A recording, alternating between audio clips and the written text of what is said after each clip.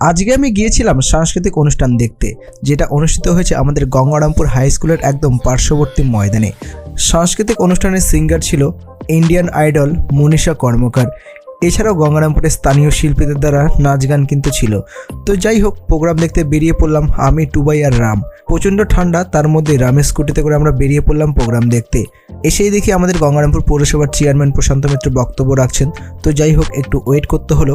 এরপরেই এক স্থানীয় শিল্পী মঞ্চে উঠলো, যে খুব ভালো গান করলো। শুনে তো মনটা গার্ডেন গার্ডেন হয়ে গেল। এরপরের সিঙ্গার মনীষা কর্মকার, তার বেশ কয়েকটি গান শুনলাম আমরা সেখানে দাঁড়িয়ে। প্রচণ্ড ঠান্ডায় অবস্থা খুবই খারাপ, তাই আর বেশি দেরি না করে বেরিয়ে পড়লাম বাড়ির উদ্দেশ্যে। তো বন্ধুরা, কেমন লাগলো আজকের প্রোগ্রাম সেটা কমেন্ট করে জানাও।